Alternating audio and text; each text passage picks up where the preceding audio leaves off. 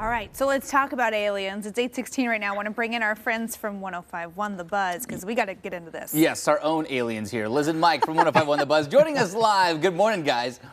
Morning. I'm Good usually morning, my guys. best when it's talking about celebrities, so we can go back to Tom DeLonge of Blink-182, and that he felt completely like in the right yesterday because he did tweet vindicated. out an emoji with him, like the little emoji with sunglasses, and it says Tom was right, aliens exist. But other than that little laughter moment, I was glued. I was glued to the TV. I watched this all day long yesterday. It was about 3 hours.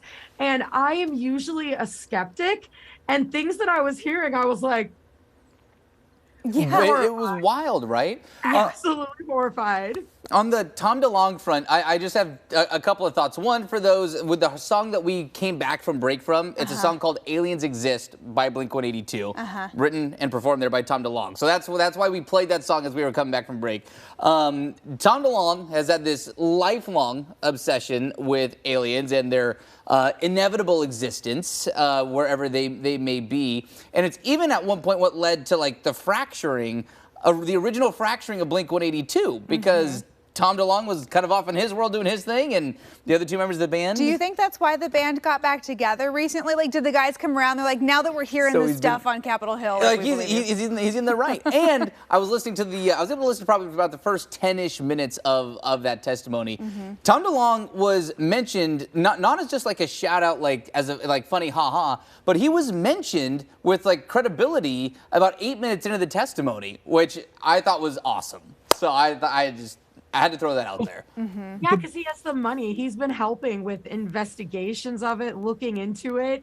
I mean, the things that were said yesterday, if you would have 20 years ago told me like this was going to happen in front of Congress, I'd have been like, you're crazy. Right. Like literally, I would never have believed it. Like I can't. I'm still trying to process. That was my point earlier this morning too. I said on our earlier show, if that hearing had happened 20 years ago, that would have been the lead story today, tomorrow. It probably would have been, you know, like the top story for at least a week in the news cycle. It's not even the top story right now. Like it's a big story, but everyone's kind of like, yeah, no, we know. Moving on. It's like, well, what else?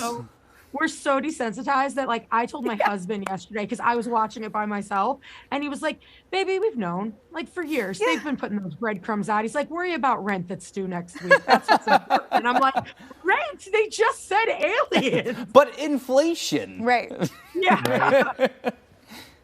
Listen, if you told me 20 years ago that Tom DeLonge would be my new favorite member of Blink-182, I wouldn't have believed you. But here we are yet again today. I used to be Travis Barker because I was a drummer back in the day. But the things that have transpired over the past couple of years have led me down different paths. But I've beat this drum with Tom DeLonge for a long time. He's actually teamed up with Luis Elizondo, who used to be on the UAP task force for the Pentagon and couldn't take it anymore. So he quit his job with the U.S. Department of Defense, teamed up with Tom DeLonge, and now they're delivering on their message. I just love it. Honestly, I would just like for aliens to actually arrive and say hello. They've been clearly scoping us out for quite some time. So come on down, say hey. We'll have a potluck, a little, little neighborhood barbecue. And then if you have any extra room on your ship, take me with you, please. And they will Can I be go? knighting Sir Tom DeLonge as king of the human aliens. That's how that's going to work. Anyway, hey, so in some other celebrity news, Ariana Grande, we talked about this earlier in the week. She has, she's filed for divorce from her husband. She was rumored to be dating this guy from her new theater production, and apparently he is now filing for a divorce from his wife, and things are getting messy. Yeah, the news just broke that he's dating Ariana Grande, and he filed for divorce 2 days ago. Whoops. And news that they were officially separating came on July 20th. This gentleman that she's dating, Ethan Slater, and I best know him because my kid loves SpongeBob, and he played SpongeBob in this like live action Broadway thing that Nickelodeon just played over and over and over again. But he's been with this woman that he's leaving now. They were high school sweethearts. They dated for 6 years. They were married for almost 5. They have a baby that's turning 1 next month. And apparently when he was on the set of Wicked, he met Ariana Grande, and they just decided their love could not be stopped. Ooh, Very messy. Very messy. Yeah, there's a SpongeBob joke in there somewhere, and I'm just not gonna do it. I'm just gonna leave it alone. As long as we're I guess not it's talking about Krabby Patties, we're good. Yeah, there you go.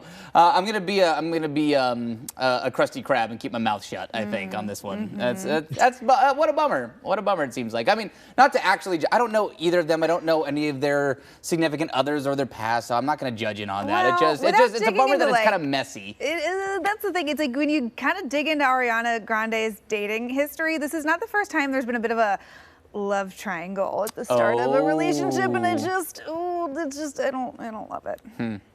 She definitely has a type, though. Yeah. Definitely. Yep, this is true. This is true. Yeah. Okay. Well, all right. Hope well, everybody's happy. Goodbye, Earthlings. We will see you tomorrow. Farewell. See you in the morning. Long and prosper. Okay. All right. You listen to Listen Mike every weekday morning on 105.1 The Buzz.